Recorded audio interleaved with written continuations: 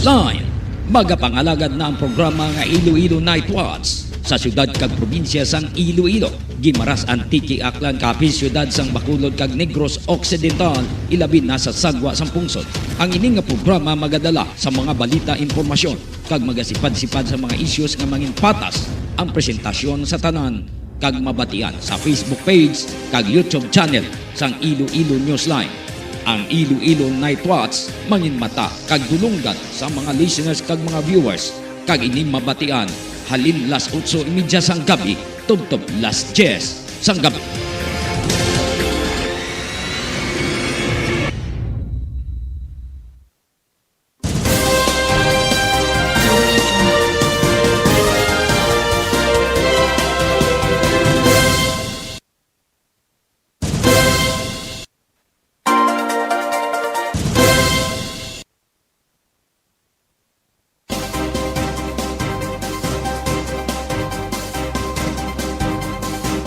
Minutos na nakalikan sa alas 8.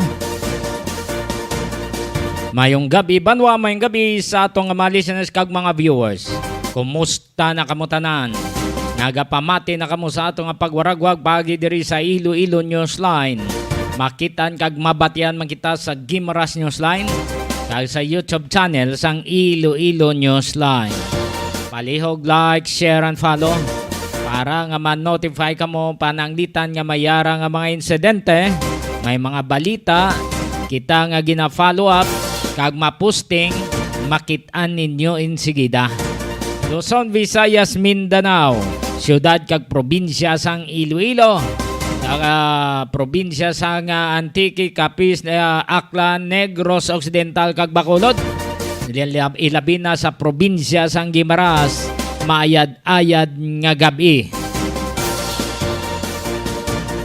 Diraman na mga kabyanan sa Dumaguete City, sa Cebu City, Palawan, Masbate. Sa palihog na standby sa atong mga listeners kag mga viewers, kay aton i-check ang aton nga weather specialist. Hibalon ta si Tropical Storm Rosal. Kag kung mayara pang iban nga mga weather disturbance. Yara na sa atong linya ang aton nga local pag-asa. Iloilo Newsline Weather Update. Engineer Cuenca, sir, mayong gabi. Yes sir, mayong gabi sir. Kag sa aton nga mga tagpalamati. Aman natong latest weather update sa Bangablaw. December 13, year 2022. So karon ang ginamonitor natin yung low pressure area or formerly known na Bagyong Rosal, nag-dissipate na ini siya or nalusaw na. Kaga northeast monsoon na lang or amihan ang nag-effect po sa northern Luzon. Dito sa sa Western Visayas, maka-experience kita sa maayong panahon, maliban na lang kung kaisa sa mga partly magalumon, tugtog sa magalumon ang kalangitan, kag may mga isolated, mga pagulan-ulan ako na pagpangilat kag pagpanaguod. So kaya niya sa mga localized thunderstorm. Kasarangan nato ng hangin na namihan na sidangan, kag magadalaan na sa kasarangan ng mga pagbalod sa atong sagatan. Sa tapat of range of temperature, yara kita sa 25 to 32 degrees Celsius. Aton adlaw, nagtunod alas 5:29, kag magadutlaki ni siya alas 5:59 buwasan dyan. Sige muna itong latest with the update, talin dito Iloilo Pag-asa, Engineer Cuenca, sir, pagwa na si Tropical Storm Rosal. Well, ang nabagyo sir nga si Bagyong Rosal, no? O naghina ini siya sa low pressure area and kagina sa alas 2 nag-dissipate na ini siya o nalusaw. At mayo nga balita pero wala na sa may nagasunod ngat mga weather disturbance. Yes sir, sa karon sir wala pa naman kita may na-monitor nga ini low pressure area, no? Parang pero subong may gina-observe kita nga cloud cluster sa eastern sang Mindanao at sa karon under observation and monitoring pa ini sila. Oo, kabay pa sa nagahilapit na Pasko nga wala na tani sa nga bagyo, no? Hindi na kita pag Paskwahan sang bagyo. Yes sir, amo man na sir atong ginapangamuyo sa ani nga hopefully maging maayo ang aton panyempo for the end of until the end of the year. Sir. Okay. Engineer Cuenca, sir, madamo nga salamat kag mayong gabi. Yes sir, thank you kag mayong gabi man. Iloilonewsline Weather Update. Kay Sir Hannibal Plana, kay Ma'am April Plana nga naga-monitor. Thank you so much. Sa kay Sergeant Lopez, no? Dante Lopez, mayong gabi man. Dira sa Inday Norcel Diaz Tabugo, no? Tabugo family, Diaz family. Kag dira man sa Yanson family, Novera family. Madamo gid nga salamat, no? Kay nong Jose da sa Nueva Ecija, kay sa iya mga kabataan mayong gabi. Sa pamilya Ardo, no, condolence sa inyo dira sa pagtaliwan ni sa Suela, no, ang bangkayara da sa Zona 3 San Juan Molo, no. Condolence da sa inyo. Kag sa iban pa natong mga listeners kag mga viewers, thank you so much sa inyong pag-upod.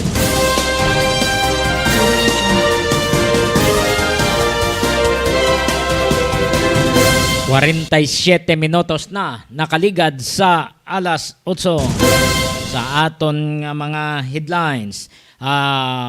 Revised Maharlika Investment Fund.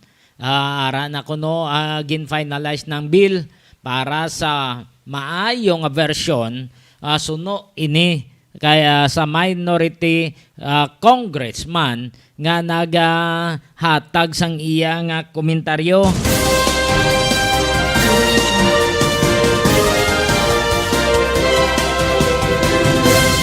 Anay PNP Chief kag subong Senador Ronald Bato de la Rosa, kilala ini siya sa pag-away kontra sa mga illegalista, mga illegal personalities, pero subong daw nagadua-dua siya, no? Parte ni sa pag-legalize nga sang marijuana nga mangin medical use, no?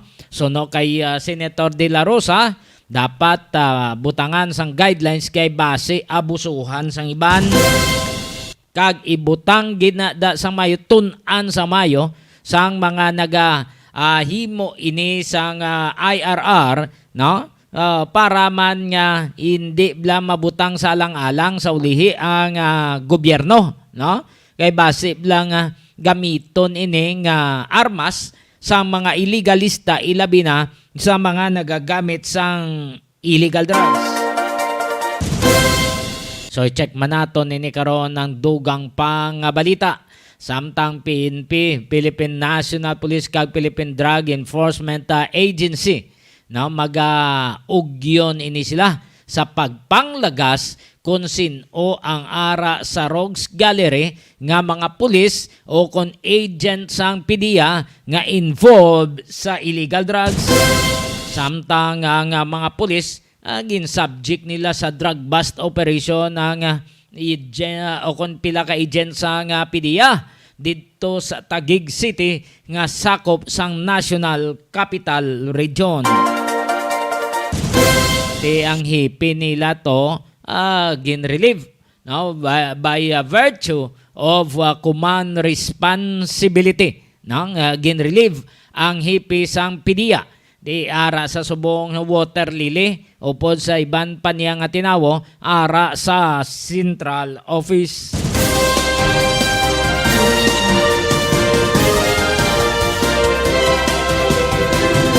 Makon mo daw mga 9 million to nga balor sang illegal drugs ang nakonfiskar sang mga operating unit, no, nga nag-subject sa drug bust operation sa agent kag opisyal sang PDEA sa National Capital Region.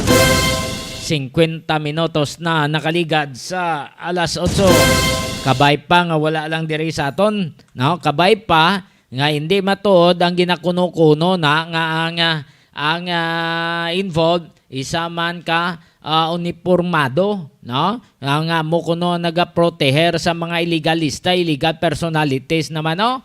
Kabay pa nga wala lang, kabay pa nga hindi lang matuod nga protector gid man si sir sa mga drug personalities. Abay pa tani nga maubos na ini ang illegal drugs, no, kanugon sang umpisahan ni former President Rodrigo Digong Duterte, no? Kabay patani nga mabalik-balikan ini kag ang mga remnants nga subong nagguluwa na nga mo naman ang nagabaligya sang illegal drugs tani magpalahuway na ini sila. Hindi na sila sagad pabaligya nga baligya kay ti nakaagi na sila nga daan nga priso, nakaagi na sila sang mapait nga kahimtangan pero daway kadulaan ara sa gyapon balik sa daan nila nga bisyo.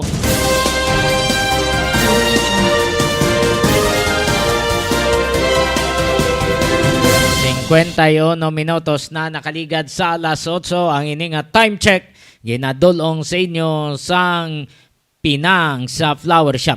Ang Pinang sa Flower Shop na hamtang sa Isnard City proper sa tabok lang sang Iloilo Central Market. Pwede ka mo maka-order dara sa mga bulak. Pag gusto ka mo, no, order ka mo da sa kay Mr. and Mrs. Cyril Tacosalme.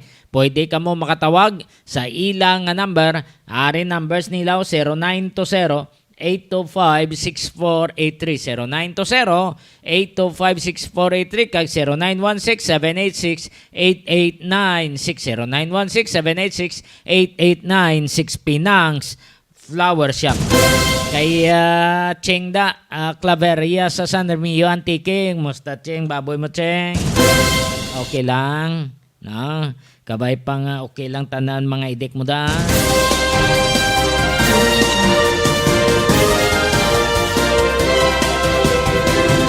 Ginadolo man sa inyo sang Eager Farm sa Barangay Balibagan, Este, Santa Barbara, Iloilo.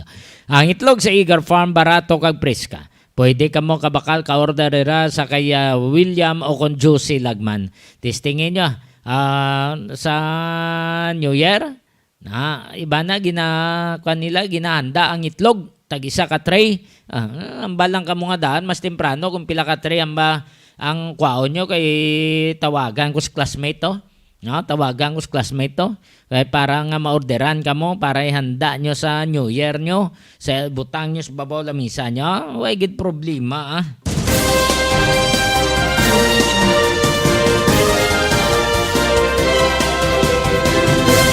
53 minutos na nakaligad sa alas 8 sa Andrades Boarding House sa San Nicolas, La Paz. Dali na lang. Mayang gabi sa inyong ngatanan. More power Iloilo, bringing more to life.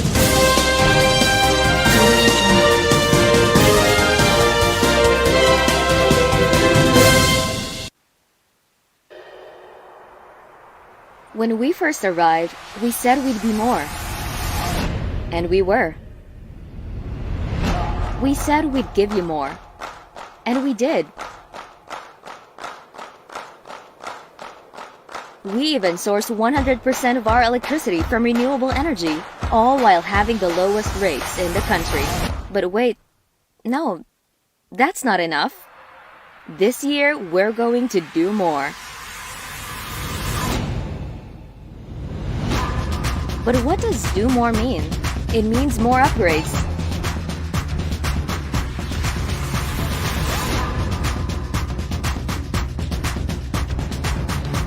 More trees, more mangroves, more fingerlings, more crops, and more fruits. More of her, more of him, more of you, more of us, more of her, him, you, and us, making this world a better place for them. More power is going to do more, because with more power comes great sustainability.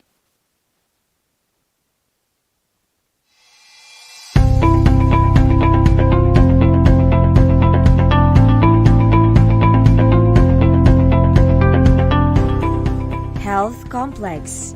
A health complex will rise complete with hospital, quarantine, isolation and dormitory facilities, and molecular laboratory, all in one location at Barangay San Pedro Molo.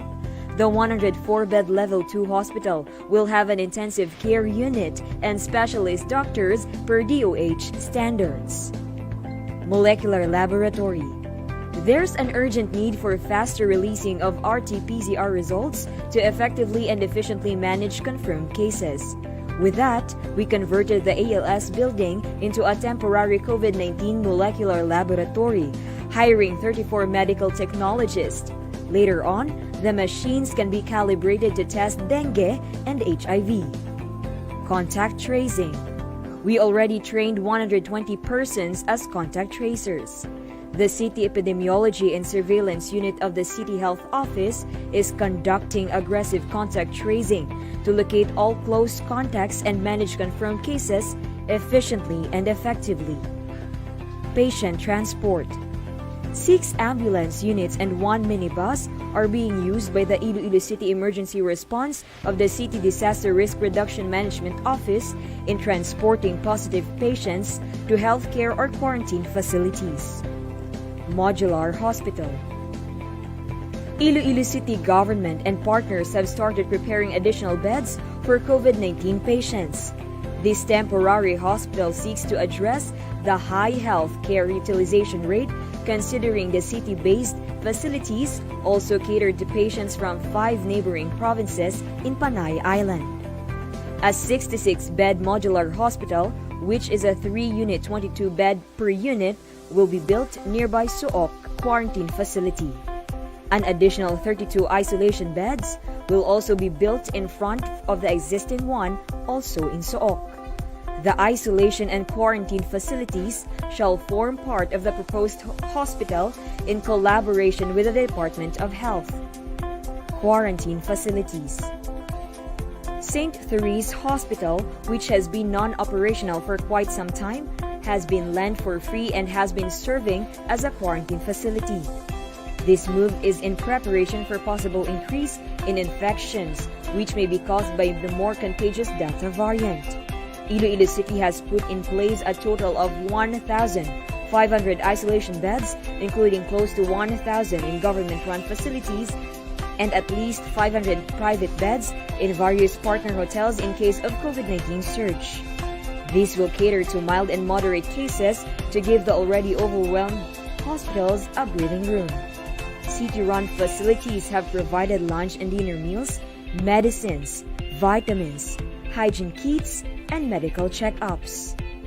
City Vax teams. The city's vaccination teams include City Health Office doctors, nurses, vaccinators, health workers, site managers, Liga ng mga barangay, IT, PSTMO and PNP personnel, volunteers, and logistics team from the General Services Office. They target at least 10,000 vaccinations a day in the 5 identified mega sites: SM City, Robinson's Haro, Mega Road Transport Hub, Central Philippine University, and Ateneo de Iloilo. They also conduct community-based vaccination in barangays identified as having low vaccination turnout. We have 28 medical officers or doctors, vaccinators composed of 51 nurses and 13 midwives, 16 nursing aides, 13 dentists, 303 assistants composed of BSPOs, health workers, health center staffs, and etc. Disinfection. City Health Office Sanitation Division disinfects city government offices that are locked down following confirmed cases, as well as national government agencies and establishments that request assistance. Volunteer fire brigades and Bureau of Fire Protection also help in disinfection. The threat of this pandemic has pushed the Iloilo City government to double its efforts in fighting the unseen enemy, without overlooking the usual health issues, problems, and concerns that need to be addressed. Let us continue to bring Iloilo City to the next level.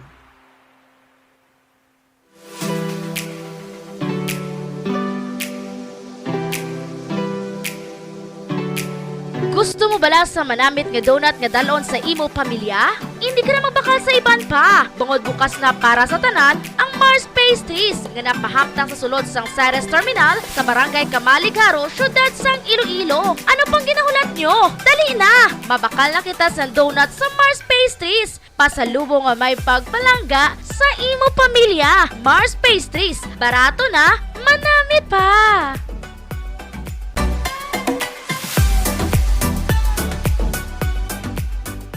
5, 6, 7, go! Tacos na kasuke, presyong divisoria, tagpusang tubig, letreta, DJ Hello mga suki! Bukas na ang Sarjan Many Grocery kung sa diin makapamakal kamo kag makapangompra sang kinahanglanon sa sulod sang inyo balay. May baligya man sila para sa mga okasyon. Hindi na kamo kinahanglan magkadto sa banwa kag syudad. Gani ano pang ginahulat nyo? Bakal na!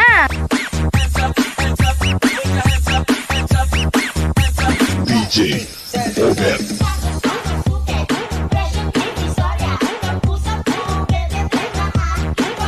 Ano pang ginahulat nyo? Bakal na! Sa Sarjan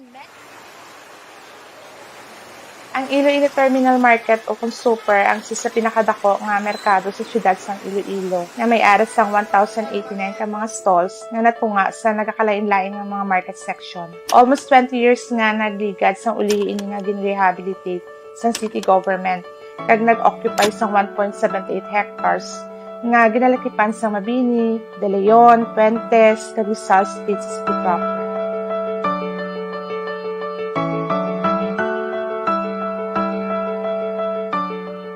Ang Iloilo Terminal Market ang bagsakan sa dalagko kag bultuhan nga produkto nga naga-operate 24 hours kag makonsideran nga busiest market.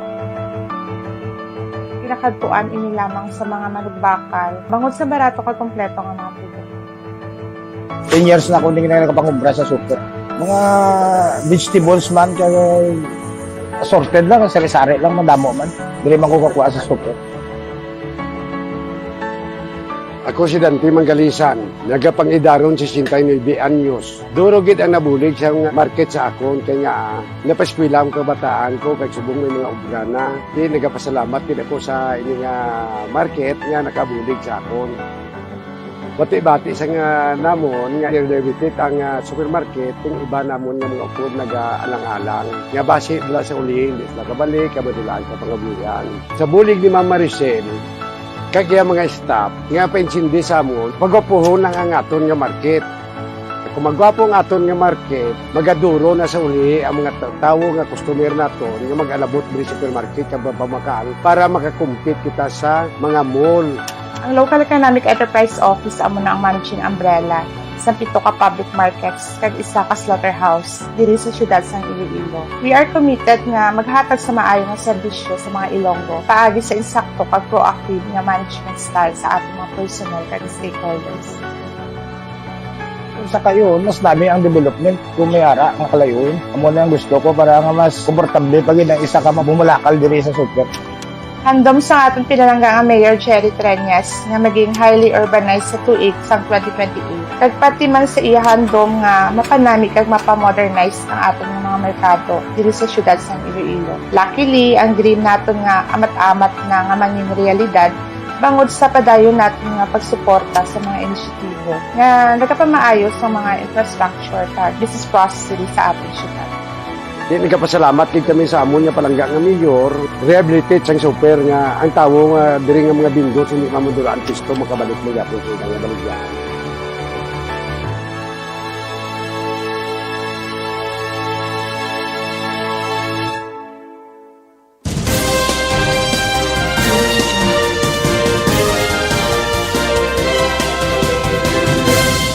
Cuatro minutos na nakaligad sa alas 9.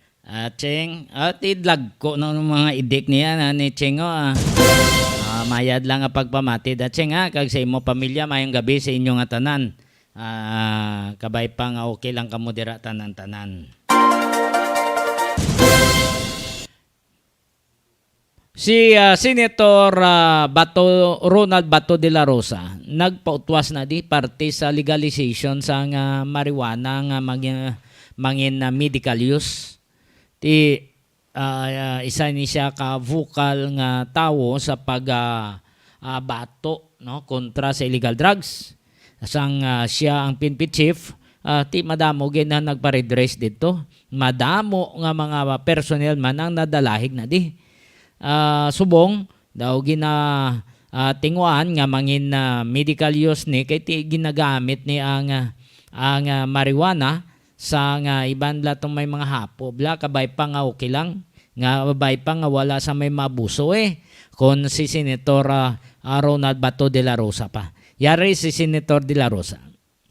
Good morning sa ating lahat, Mr. Chairman at Senator Nancy Binay.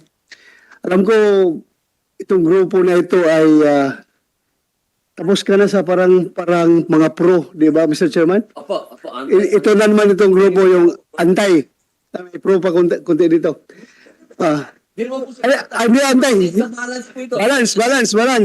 Hindi ko po naririnig yung ating PNP. Anyway, ito, i-address ko lang itong aking opening statement sa mga anti.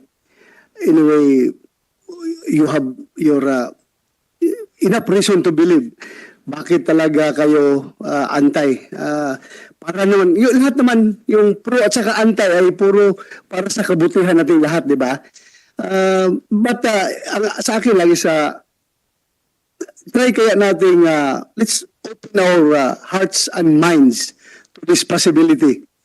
Ang sa akin lang naman is, hardline na ako, anti-drug advocate talaga ako. Nakipagpatayan ako diyan sa mga drug personalities. Pero pagdating dito yung compassionate use nito, why not try natin i-open our minds and our hearts at tingnan natin kung, kasi alam ko your opposition is anchored doon sa sibling magiging abuso na mangyari dito sa grant natin ito. Yung posible. Ako naman, kayong nasa antay, tingnan kaya natin din kung, lalong-lalo na yung regulating agencies ng gobyerno, tingnan kaya natin kung meron din kayong pwedeng gawing posibleng intervention doon sa magiging posibleng abuso sa batas na ito pag ito'y naisabatas na. Para hindi tayong makabigay tayo ng posibleng lunas at posibleng ginhawa doon sa mga nangangailangan sa gamot na ito. Yun lang sa akin. Alam ko ang ating kinatakutan, yung posibleng abuso. So, in our part naman sana, hanap din tayo ng paraan anong posibleng diskarte para or intervention para hindi ito maabuso.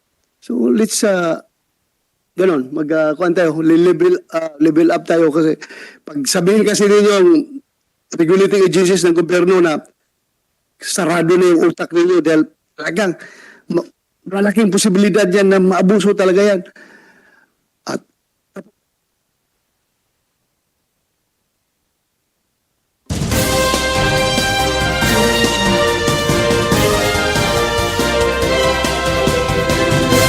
so, mutang yung pagpautwas ni Senator Ronald Bato de la Rosa.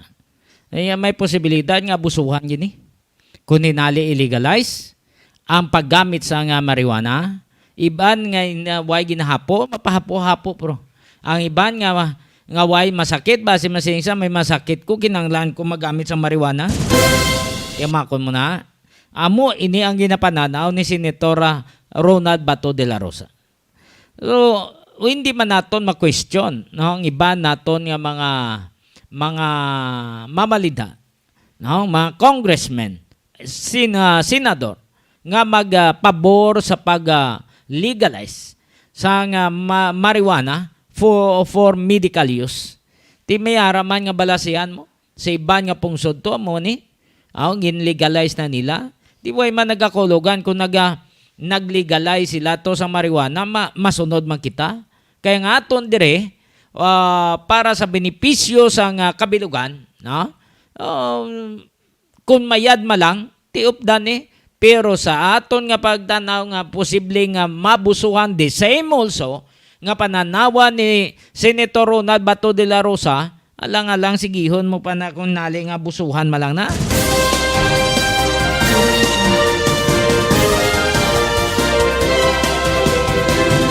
Possible nga magdagsa ang laya nga dahon sang marijuana blahaw. No?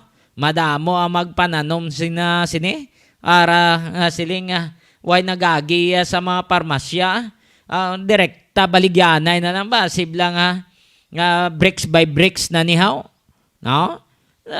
Damong kaladakpan to sa Cagayan, sa Baguio. Damo dito sa Ilocos area. Damo to. Ang iban gani diaw dito pa kuno galin, ang iban gani limpasagwa. Diba, sibla gamito naman nila para na sa medical use, pero sa totoo lang para sa mga adiktos eh. Ha? Para sa mga adiktos, supply sa mga adik-adik.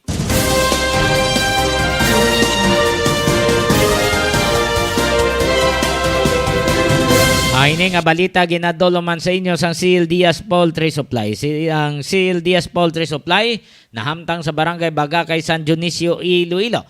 Kag mayara man sila sa Hacienda Conchita, San Dionisio, Iloilo. Ginapanagyan ni Tutong Lerek kag Cheryl Lucindo Diaz. Kay Toto Child, bibi may gabi.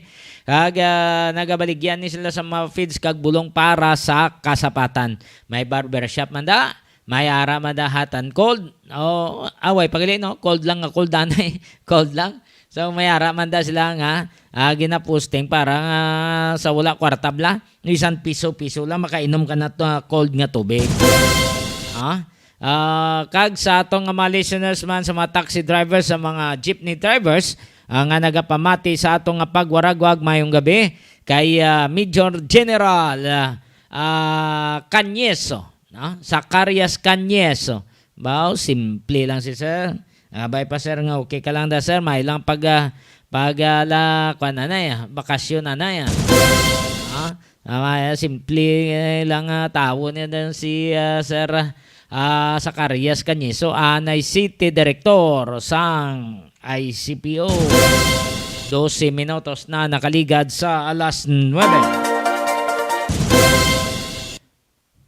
May ara ko nung revise nga Maharlika Investment Fund nga dihon ang mga congressmen. Di daw mayo-ayo kuno ini nga version ang ulihin nga plastar no sa mga congressmen suno ini sa Deputy Minority Leader sa House of Representatives.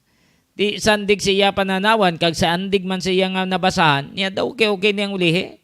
No? Kay daw may ara nga mga measures nga ginpamutang dira, may ara nga mga guidelines na ginplaster, ginathag kay sa una nga guidelines daw hindi kuno tumatag tama ka broad, no? Ti subong daw gin-specify, daw gin-define gid sa mayo para maintindihan sa tanan ang parte sa Maharlika Investment Fund.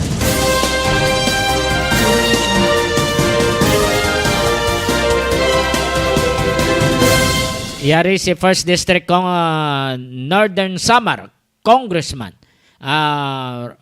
Paul Daza ang Deputy Minority Leader sa House of Representatives. I think I must say one of my favorite sayings, give credit where credit is due. 2 weeks ago, when I voiced out my concerns, and in fact my objections on some of the provisions, it appears, and we've been assured that at least for this representation, all my concerns have been addressed. GSIS, SSS has been deleted as a source of funding, the national budget, the 2% cap, additional independent directors, there's even punitive section. So 20% of net profit will go to social services.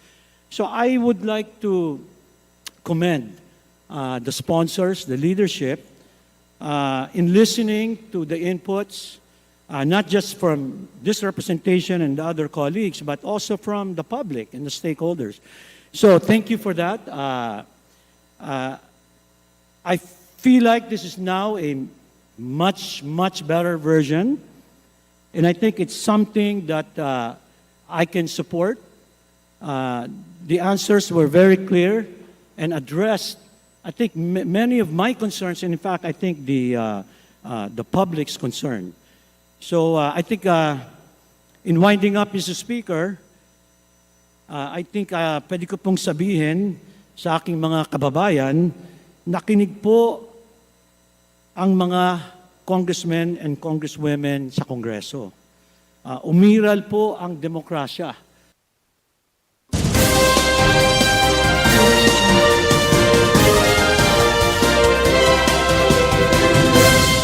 Ang aton malana diya kabay pang wala sang korupsyon nga magduntad. ang pundo nga iya ka gobyerno kung sa iya ka mga tawo dapat hindi intrahan sang iban nga gamiton sa pamulitika, no? Kung gamiton nina para sa mga project, para sa mga kubos, di gamiton sa insakto. Hindi ya gamiton sa tinunto, hindi ya paggamiton sa pamulitika da nga sakyan blas ang politiko. Dapat nabutang na da sa guidelines. Kag kung mayara nga madakpan nga involved sa graft and corruption, ti plastar man da ko na nung pinalidad eh. Kaya kung magambal lang ita korupsyon, kung gisa, why man sa pinalidad, ang iban gasagsag man batasan nila, ala, pangawat lang pangawat.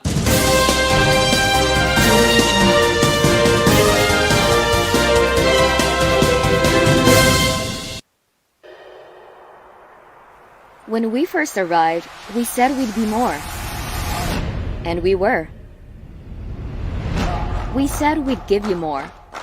And we did. We even source 100% of our electricity from renewable energy, all while having the lowest rates in the country. But wait, no, that's not enough. This year, we're going to do more. But what does do more mean? It means more upgrades.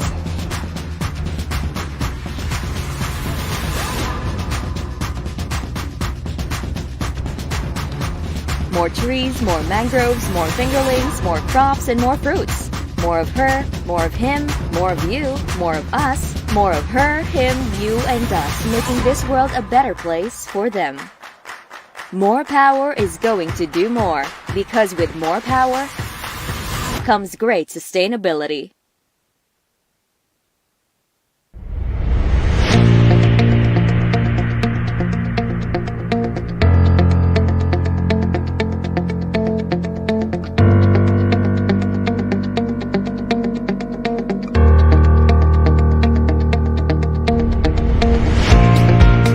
Our roadmap, Wheels for Inclusive Development and Good Governance, has been the backbone of our mission in bringing our city to the next level. W, our first addendum among 6, stands for welfare. Efficient traffic management is one of the important aspects of this platform. Iloilo City prides itself being a walkable and bikeable metropolis, hailed as the most bike-friendly in the country. Its wide diversion road, complete with pedestrian alleys and protected bike lanes, attract attention, acclaims, and accolades from all over the place.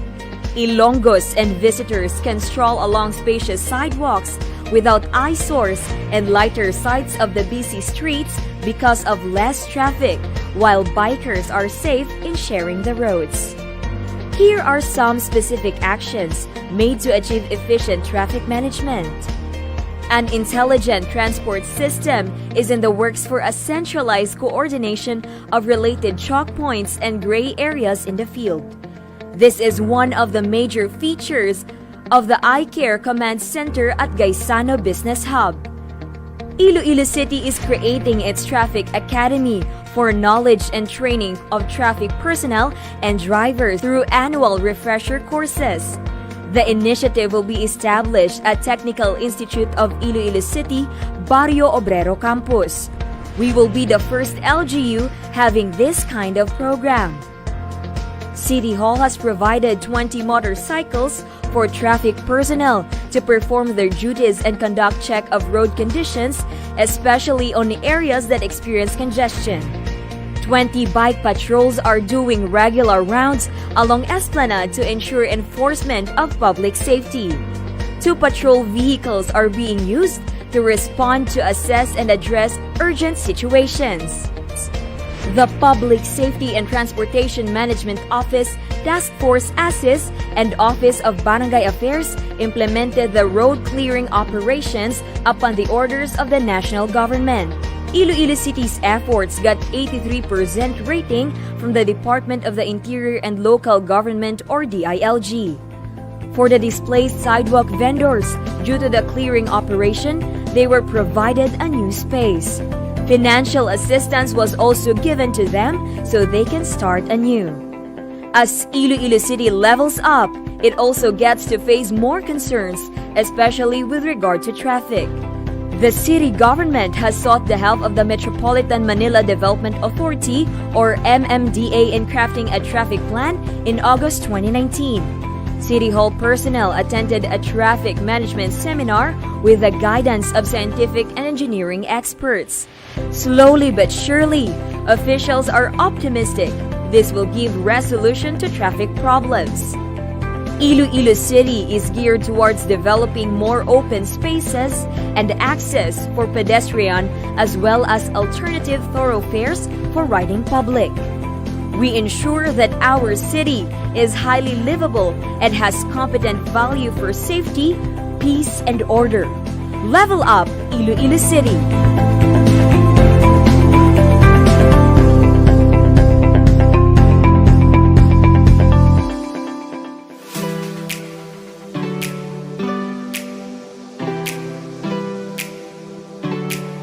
Gusto mo bala sa manamit nga donut nga dalon sa imo pamilya? Hindi ka na magbakal sa iban pa. Bungod bukas na para sa tanan ang Mars Pastries nga napahamtang sa sulod sang Ceres Terminal sa Barangay Kamaligaro, syudad sang Iloilo. Ano pang ginahulat nyo? Dali na! Mabakal na kita sa donut sa Mars Pastries. Pasalubong nga may pagpalangga sa imo pamilya. Mars Pastries. Barato na, manamit pa!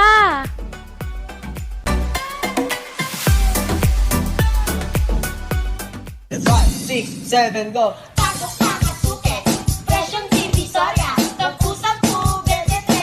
DJ Obet. Hello mga suki!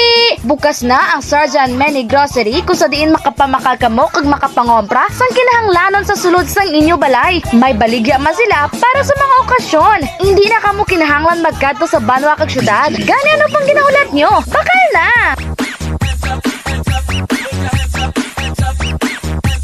DJ Obet.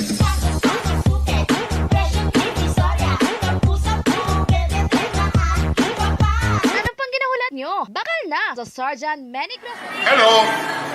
After 2 years, we will be able to bring back again Dilinagyang to Iloilo to show once more the rich culture of the Iloilonos. Indeed, we will have a grand celebration. We will start on January 13 when we will bring the Philharmonic Orchestra here to open our celebration. And on the Sunday itself, you can be certain that you will be mesmerized by the beauty and color and grandeur of our celebration. So come to Iloilo and see the beautiful people, the beautiful places, and our rich culture.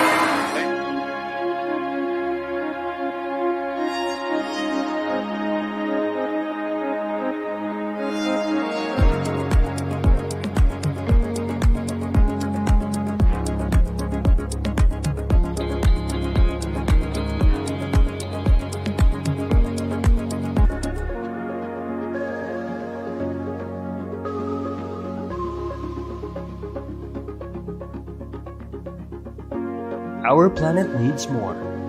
More from me, more from you, more from all of us. Since we started, More Power has committed itself to bringing more to life. But what is more? As an electric distribution utility, we light up thousands of homes, businesses, and institutions. So that's where we started. Under our 5-year development plan for Iloilo City, we worked to rehabilitate and modernize the system. We conducted an overhaul of our distribution system by investing in state-of-the-art facilities. This made sure our system was more responsive on several levels. Repair and optimization of facilities to decrease power interruptions. Automated restoration to decrease downtime for 90% of these interruptions. A 24/7 response team present for the rest, and mobile substations to relieve overloading. These state-of-the-art technologies have a focus on sustainable practices such as net metering services allowing consumers to export excess energy, cutting down their cost and increasing the use of renewable energy. All of this while having 100% renewable sourcing from geothermal power plants and cutting electricity rates in half.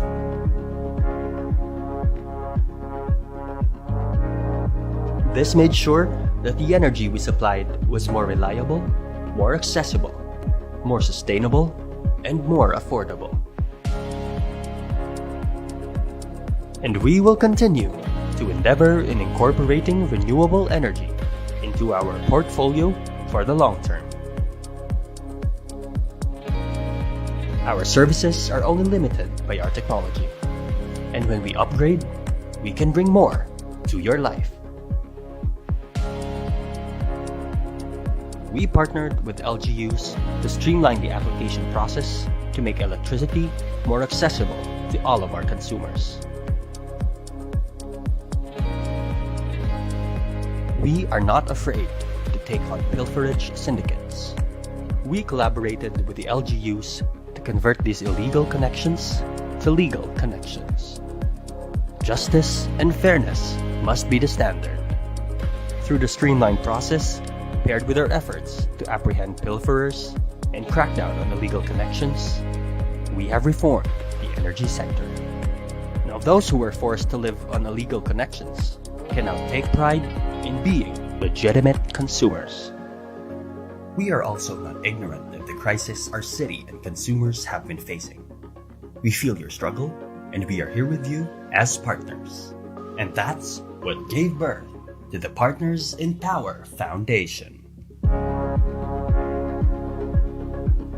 Through our foundation, we donated millions to help the city and its institutions fight against COVID with dedicated response teams assigned to major hospitals for rapid response to save lives. Beyond all this, we wanted to do more for our environment. In our first 2 years, we planted trees, mangroves, and released fingerlings. We have even adopted an entire mangrove park and supported a citywide endeavor for urban gardening. We also worked on what we could do more within our system. Our entire distribution system was made more sustainable by replacing every wooden pole and transformer with stronger and eco-friendly materials.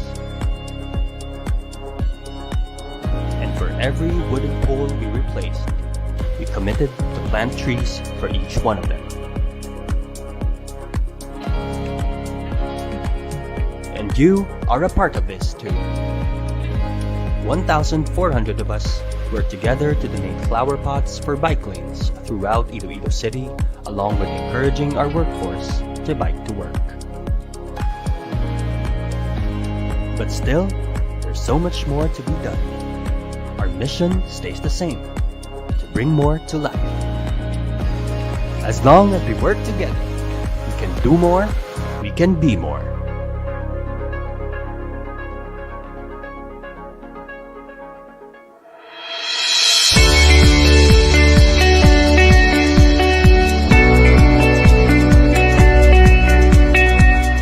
Provide more livelihood for the Ilonggos. We should make Iloilo City a business-friendly metropolis with intensified tourism and investment promotion. We promote Iloilo City as a meetings, incentive, conferences, exhibition, or MICE capital. We continue to intensify programs for entrepreneurship, livelihood and skills training, and employment peso and improve our slaughterhouse and public markets.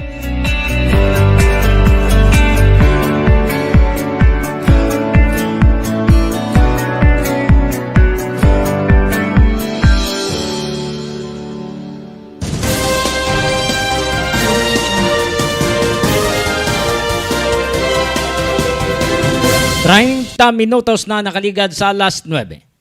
Ang ining bali ng impormasyon ginadulong man sa inyo sa Graphics Innovative Mind. Ang Graphics Innovative Mind nahamtang sa Barangay Katiling Banmolo, siyudad sang Iloilo. Nagapangubra sa mga tarpaulin, sa mga souvenirs, sa mga nagapang-laminate sa mga IDs. No? Kadtuin nyo lang ang Graphics Innovative Mind sa Gualang San Longwin, ginapanagyan ni Sir Manny Jan Sanoy. Base mag-order ka mo sa mga priskang isda, yara sa Cruising Patio, Dueñas, Iloilo. Pangitaan nyo si Niji Matupas kagang pwede man ka mo magpakiter da siya, magpaluto para sa inyo nga mga okasyon. Kadtuin nyo lang si Niji Considigola Panis. 31 minutos na nakaligad sa alas 9. Pabatita sa inyo ang pahayag ni Police Colonel Jane Fajardo, ang PNP spokesperson. May kangtanan sini sa plano sa piliya kag PNP nga panglagson ang mga pulis nga ara sa Rogues Gallery kag mga agents ang PDEA ang involved sa illegal drugs.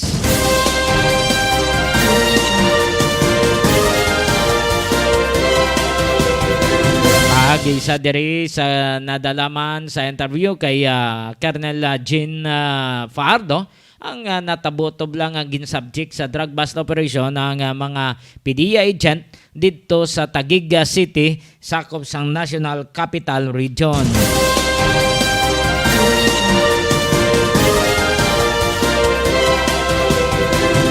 Yari si Police Colonel Jean Fajardo. The arrested personalities during the December 6 drugs operations conducted by the Regional Drug Enforcement Unit of the PNP SRPO is there are 4 arrested persons, Ma'am Carmina, including the district officer of the PDEA Southern Police District. So 3 of his subordinates and the Southern Police District officer. Aside from the district Ortiz officer, ang ANC. there are three more arrested persons, 2 PDEA agents and 1 staff, Ma'am Carmina. And 1 staff, but all belonging to PDEA. That is correct, Ma'am Carmina. Are you now at liberty? Because this was being asked of you in the early days after that buy bust. Are you now at liberty to tell us how long these officers have been with PDEA? Let's start off with the district officer. I think the district officers, Ma'am, has long been connected with the PDEA. In fact, prior to his assignment in the Southern Police District, he was previously assigned in Region 5, where he was designated as the provincial officer. And based on our background investigation, in fact, during his stint in the PDEA in Bicol, he was also allegedly involved in one of the anti-illegal drugs operation wherein he was implicated together with other PDEA agents in one of the alleged illegal activities there, Ma'am. Mm-hmm. So all in all, Colonel Jean, how many years are we talking about here? 20 years? 15 years? 10 years? More or less, since he was already a district officer, Ma'am Carmina, and if you're going to compare with the PNP, more or less, he will be holding a rank of at least Police Lieutenant Colonel, and by that time, he must be serving at least 10 to 15 years already, Ma'am. 10 to 15 years. What about the 3 others who were arrested with him? How long have they been with the PDEA? I don't have the data right now, but I presume that all the PDEA agents, since the enactment of the PDEA agency in 2002, I presume they were already included since the creation of the PDEA agency.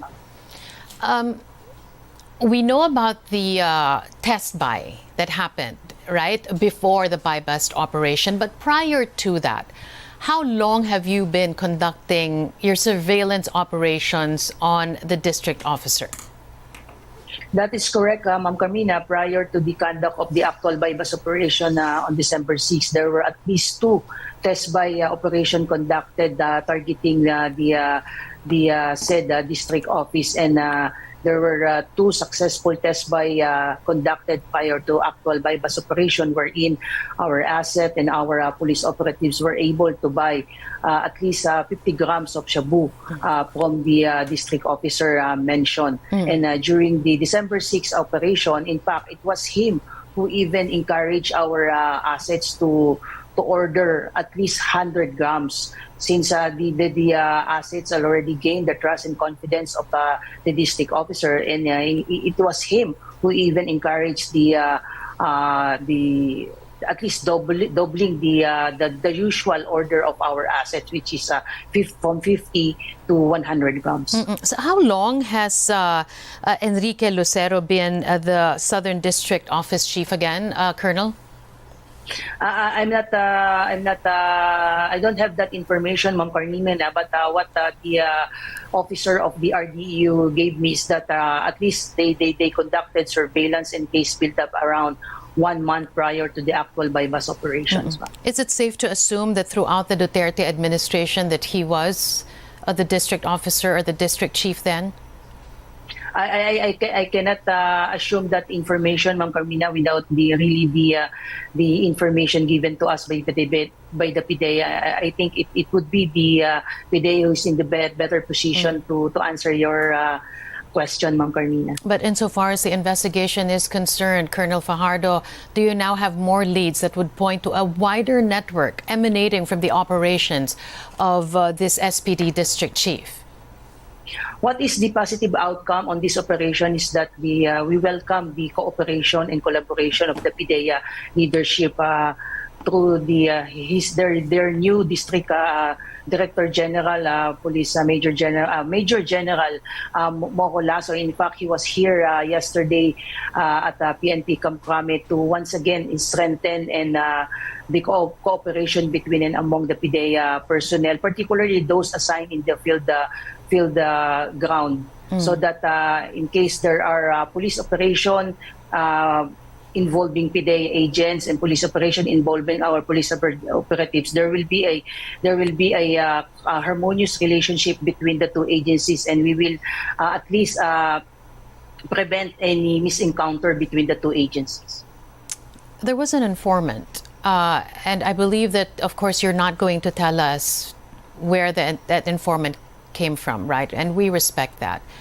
But did the informant tell you as to how long the district chief has been in operation? What the informant gave to our police operative is that prior to the actual bypass operation, he had the opportunity to buy drugs from the district officer. In fact, like I said earlier, Ma'am Camila, there were at least 2 tests by conducted wherein no less than the district officer himself transacted with our agents. That's why we are more than confident that the cases filed against the district officers and the 3 others will pursue, because we have a very good evidence that has been presented before the prosecutor's office. And do we already know for certain where these drugs that he's been selling is coming from? Are these recycled evidence, or this is a fresh shipment from somewhere? There are indications, Ma'am Carmina, that these are recycled drugs, and this is what the PIDEA is now conducting to have. They are now conducting an in-depth and deeper investigation, and they will check all the operation participated by the district officer and all of the agents assigned in the southern district office of the PIDEA. And I understand all other agents and staffs that were assigned in that district officer were immediately relieved pending investigation. So we will know from the PIDEA side, and in fact, like I said earlier, we welcome the cooperation of the PIDEA, because we only have one objective, really, to get rid of scalawag and misfits from our end and to their end, so that we could have we will be the one to lead the fight against illegal drugs. And it's really saddens not only the PIDEA but also us in the PNP that there are some agents on their end, and some of our police officers before were caught involved in selling illegal drugs, ma'am. Colonel Fajardo, as a result of this cooperation that you mentioned a while ago, the PIDEA National Capital Region Chief Christian Frivaldo was also relieved from his post. How crucial is this in your investigation, in your pursuit of ridding this country of illegal drugs? I understand the decision of the PIDEA leadership. The same way, while on the part of the PNP, once there was a police officer involved in any illegal activities for that matter, we will always make accountable also their team leaders, their supervisors, their chief of police, so that we will find out whether there was a lapse in terms of monitoring and jurisdiction under the doctrine of command activity, under the doctrine of command responsibility. I think this is the same case with respect to PIDEA on the relief of the NCR chief of the PIDEA to give way to the ongoing investigation. Is this all about just command responsibility, or do you have leads that would point to the PIDEA NCR chief's involvement as well in the illegal drug trade?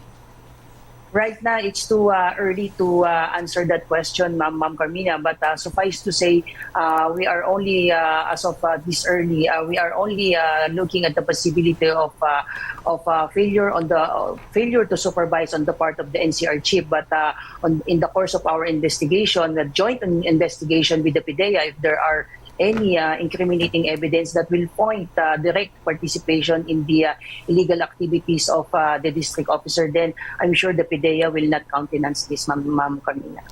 Colonel Fajardo, since the start of this administration, how much illegal drugs have you intercepted, both in terms of quantity and in value? From July 1 to December 7, Ma'am Carmina, the PNP has already conducted more than 26,000 anti-illegal drug operations that resulted in more or less 26,000 arrests. And the volume of illegal drugs confiscated, seized, and recovered amounts to more than 12 billion already, Ma'am Carmina. 12 billion? That is correct, ma'am.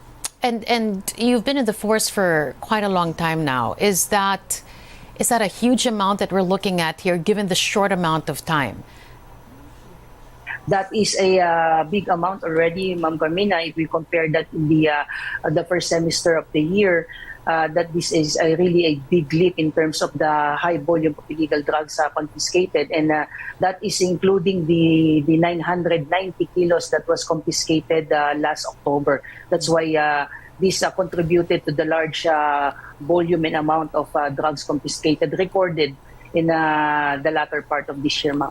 Does that point to, number one, the illegal drug trade sort of flourishing under this administration, or is it the other option, that there's now a more concerted effort to combat illegal drugs here in the country?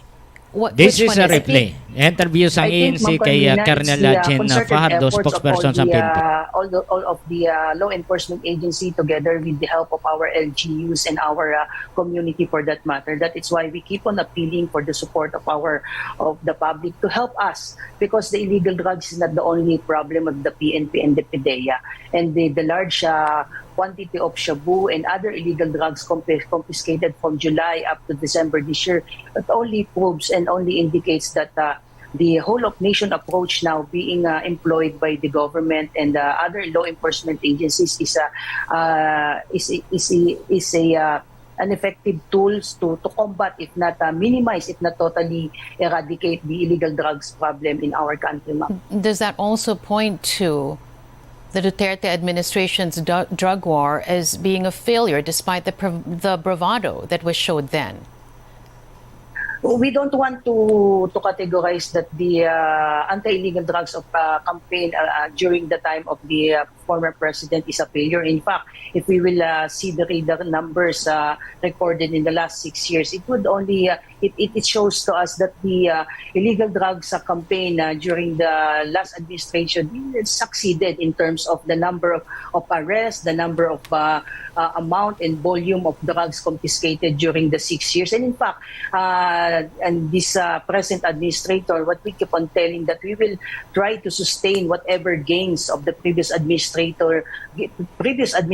achieved in our fight against illegal drugs. The only difference this time, Ma'am Carmina, is we will give equal emphasis on the demand reduction program, not only the supply demand reduction program, so that it will be a two-pronged approach, so that when we cut the demand, and it follows that the supply will also reduce. Of the many operations, Colonel Fajardo, that you mentioned a while ago, how many of those operations actually involved either PDEA or police operatives? I don't have the data right now, Ms. Carmina, but there are a couple of police operations that resulted in the arrest of some PDEA agents and some government officials as well. And in fact, even the PNP was also not spared. And in fact, one of the largest seizure this year involved a police sergeant. So this will be a continuing effort on the part of the PNP to cleanse our rank, and that commitment that commitment will continue as long as the community will help us identify possible PNP personnel that are involved in these illegal activities. Tell me something, Colonel Fajardo, how many years have you been in service? I've been in the service for almost 28 years now. That's a long time. And for sure, Colonel Fajardo, you've heard a lot of rumors about your colleagues also being involved in the illegal drug trade. A lot of talk happening, I'm sure. Have you heard any of those? When I was still a young lieutenant, ma'am, I already was assigned in the anti-narcotics unit of the PNP, and I had a lot of experience already. And we will be the first one to admit that there are a few of our policemen involved in this illegal drug trade. And this is the reason why I keep on mentioning, Ma'am Carmina, that the PNP will not stop in its effort to get rid of all misfits and scalawag among our ranks. And we honestly believe that there are only few.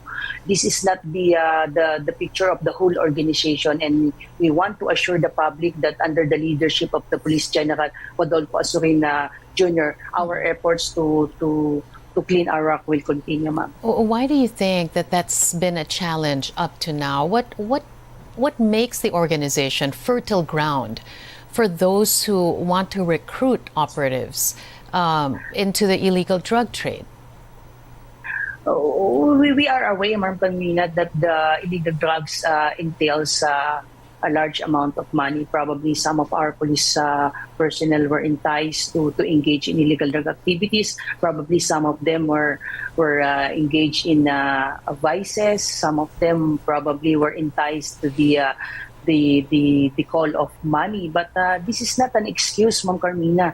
Like I said earlier, being a police officer, being a PDEA agent, or being a law enforcers for in general, it's not an excuse for us that we need other source of income. So we have to engage in illegal activities. This is not really. This is unforgivable, really.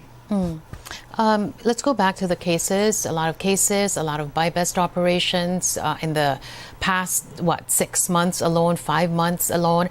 How do you address the concerns of some, Colonel Fajardo, that this will amount to nothing because of the culture of impunity that we have here in the country? Also the fact that it's one of your own. How do you address that concern, the lack of trust in the system, that this will actually amount to anything? We keep on appealing to the public, Ma'am Carmina, to continue to trust their police, the PNP, the PDEA, and other law enforcement agencies. And this is the reason why we continue to recalibrate and review our police strategies and other operational trust to find out whether if there is a failure in one strategy, so we could improve our operational procedure, the training with respect to our police officer, the vetting process for those who would like to be assigned in a police intelligence unit. And this will be, like I said, Ma'am Carmina, this will be a continuing effort. What's important right now to emphasize is the public should not lose its trust to us. And then because we're really doing our part, and like I said, we are very sad that some of our policemen are caught involved in illegal drug activities, but these are only few compared to the 227,000 plus PNP personnel. And rest assured that these police officers, once found guilty of any illegal acts, they are immediately dismissed from the police service, which is the number one priority of the PNP now. In fact, no less than our DLG Secretary Attorney Benhur Abalis has already emphasized yesterday that this will be a continuing effort. We will get rid of misfits and scalawags among our ranks so that the trust and confidence of our community will remain, and they will help us to really address our illegal problems in our country, at least in a nationwide approach, ma'am. And that's on the part of those who are involved in the illegal drug trade. On the part of the users, I understand that you have over 4,000 former drug users about to finish rehabilitation come January 2023. Those stats coming from the NCRPO. Tell us more about that, and what did it entail from the PNP and for these users, former users as well, to go through the rehabilitation process, and what's ahead for these former users? Go ahead. This is what I mentioned earlier, that this time around, what we will do is to at least give equal emphasis on the demand reduction program. The anti-illegal drugs operation through reinforcement and education will be the operational thrust of the PNP now, and and even the DILG launched its own program, which is Buhay Ingatan, Droga Ayawan, which is also in harmony with the ADORE program of the PNP. All the drug surrenderers reported, and in fact, from 2016 to date, Ma'am Carmina, thousands have been subjected to recovery and wellness program, and the latest surrenderer will be accepted and accommodated by the Department of Health so that they will undergo the mandatory rehabilitation. And once they are rehabilitated, the other government agency like the DOLE and TESTA will be come in so that they can provide employment opportunities for these people who voluntarily surrendered and undergo rehabilitation. And this is the beauty now of the program, Ma'am Carmina. What we say, the whole of nations approach. It's not only a law enforcement effort, but as well as the other law enforcement in terms of employment opportunities, in terms of scholarship with respect to their children. And I hope this time around we will succeed in our efforts to minimize, if not totally eradicate, illegal drugs in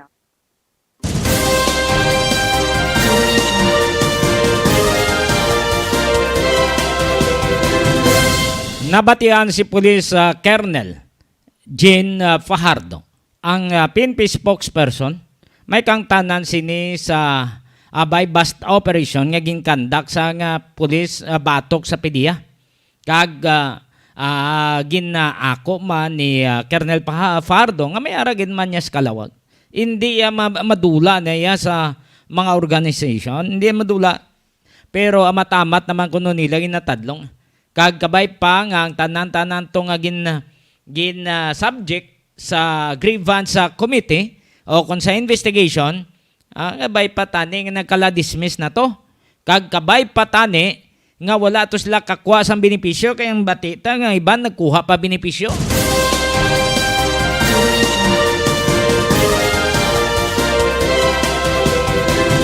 Kaya natabo ni sa taga-PDEA sa Southern District Office nila, nga si Lucero to, ay siya gidyagali nagabaligya to, sa pusyor buyer sang pulis. Makon mo nang baligya tong askilo, ikaduha nga baligya, isa na gidya ka kilo, mga 9 million, di mat siguro ang tuntuya. Ang mga agent yan, di mat siguro.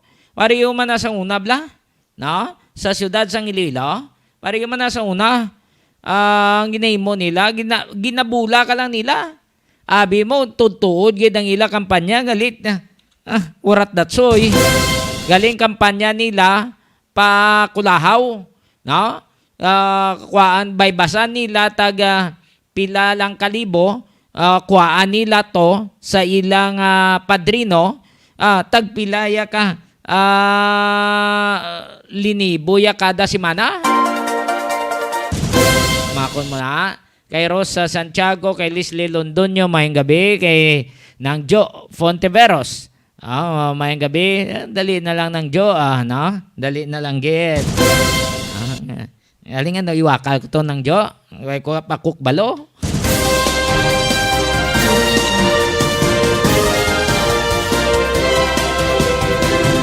Makon mo na isang una. Grabe mo. Sakyan ka lang nila ang sakyan sa inyo kampanya. At tapos sige lang ilay nga pang nga humlad palad kada semana gabaton galing mga tunto nila. Ha? Dason kung mayara ka nga asset nga siling nga hatag sa impormasyon no. Sakyan man nila kuhaan nila dason mga numbers. Gali ang asset mo amo monitoron nila kung di na. Kag silingon nila boss nila to may gapanugid si imo dio. Kuhaan naman to nila kwarta dason ang asset amo i-subject nila sa buy bust operation. Ha? Mga gwapo mo ang isa ni nga sa unang nag-subject na sa asset nga ginatag to sila. Ara subong sa central office abot ara guro sa NCR nakatupa siya kabay pa nga upod to siya na dalahig.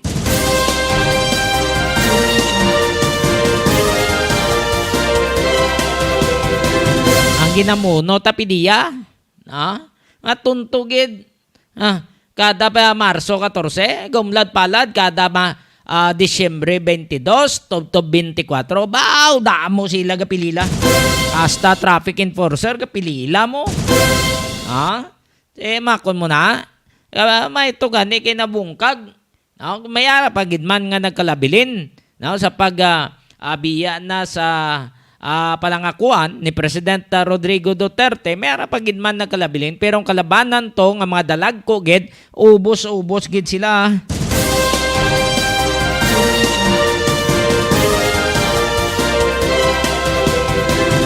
Kaya ang mga upod nila nga mga law enforcers amo man naghatag sang dossiers didto kay President Duterte. Amo na siling ang pulisan pa, ang PDEA intilan pa sa mga kupod nila. Grabe mo. Grabe nga mga scalawags. Pertik damo-damo, no? Tingala ta nga kadlagko ng mga sweldo nila. Sige pa yang engage sa illegal drugs. Nangin protector sila. No? Nakuan sila sa silak sang sa pilak. No? Grabe kwarta mo. Dabuyo nga kwarta mo. Alin sa drugista. Di ari naman no, sa taga-PDEA. Magkalahuya mga tunto nila. Gimpasakaan na nila mga sweldo mo. Lagko na yung mga sweldo na hasta mga pulis. Pagsulod mo pa lang, PO1 o kung patrolman, dublado na duble ng sweldo. Sa una, pila man na 14 ang pagsulod mo sa Philippine National Police. Subong niya duble, 29 hasta sa benefits mo kung hindi lang pagawiran, labot 30,000. PO1 o kung patrolman pa lang na. Tiyama ko nyo na. Ang iban, kung gid sa gyapon, dungulis gid. Kay kung why ning mga protector, why man ni sa mga drug personalities, why man ni sa may maganyat na nga magbaligya sa illegal drugs, kahadlok, kaya lang ina nga mag-intrada, magbaligya sa illegal drugs.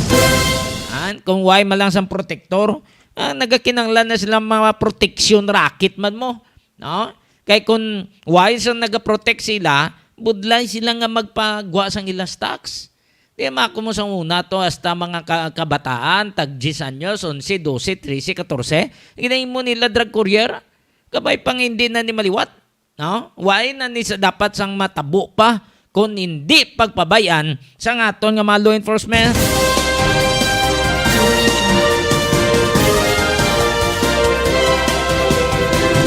Kung ninali nga ni maglawlaw ang law enforcement naton, ang mga law enforcers, disgrasya gid.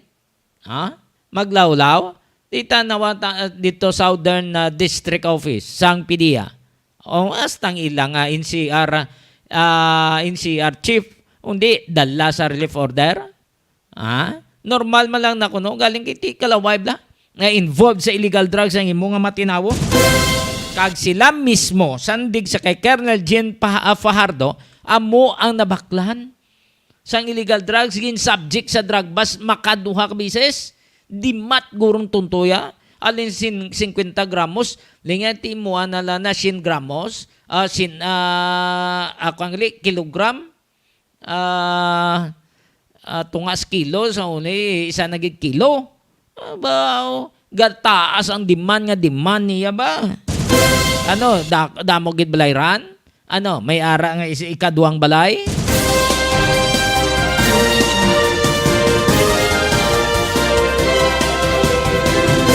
Pero believe ko niya migo ko, no? Kay migo ko ni Martin Fontiveros, believe ko niya. Mayo kaya mo napilian man ni nang Diyo, saludo ko ni siya. Importante nga nagretiro sa malimpyo. Amo malang nang ato na day. Nga makatulok kitablas ang tadlong. Kag pa nga ginpakaon ta mga kabataan ta pamilya ta sa insakto, no? Hindi iya siling sa katas ng illegal drugs. No? Aber na nga magmantener ta og gaga, balingon, ginamos, asin, way problema. Kaya nawasang una tong tuntong opisyal na ara pa da Japon, no? Lingan niya pa na sa una nga name your price, katuntong name your price. Ambot nagdaog pa na siya nga mayor, nga nagdaog pa na sa mayor sa probinsya sa Iloilo. Bala niya nagit nga AK-47 ang ginabitbit sang iya nga busing-busing. Pagwaon nga tyrants, makon mo na.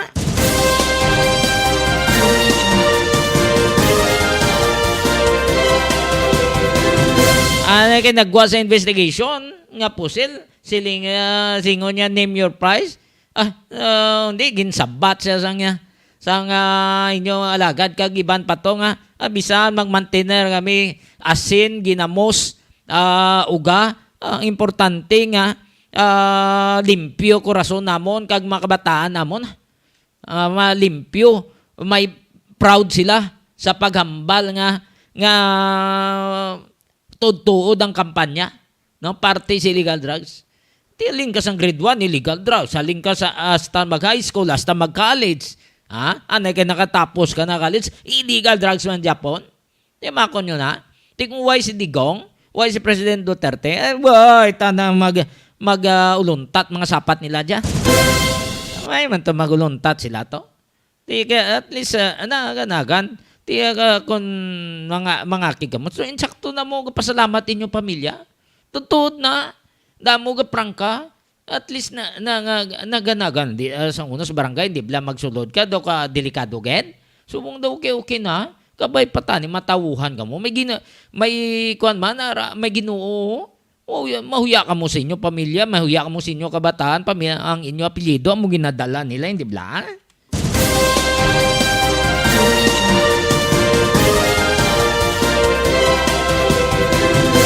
Wala na dangaton. So sa atong ng mga listeners ka mga viewers, thank you so much sa inyong pagupod sa atong pagpangalagad sa Martes nga edisyon.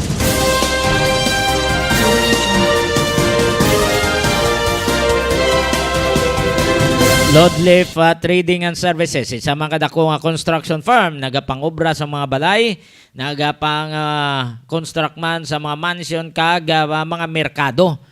Pwede ka mo makapahimo man sang design kung way ka mo da sang plano pa sa inyo pagpatindog sang balay ara sa Block 5 Phase San Francisco Homes, Giho, San Jose del Monte City, Bulacan. Pangitaan nyo lang si Engineer Joey Diaz, o kung mag-text ka mo sa iyang number 0939-812-6336 0939-812-6336 o kung mag-email ka mo sa maria_rosim@yahoo.com. Sa taga Manuel nadagane sa may Quezon da bligya ba terebla banda mga nagatanaw kag nagaupod sa atong pagpangalagad. Thank you so much ha.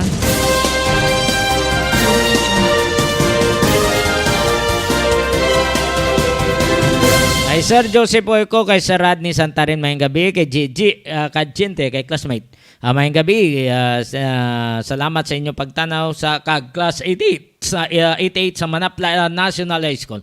Excuse, siddo kita gulpi lang ba? Pasensya gid. Mayo lang pagpamati man sa atong pagpangalagad sa kay Nonoy Erwin Robles, no? Pre, musta na? Okay ka na da? Naka-recover na? Kay Mas Cheryl Silauso Malones, mayang gabi. Salamat man sa pagtanaw kag pagpamati. Sa tanan-tanan natong malisens kag mga viewers sa advance Merry Christmas.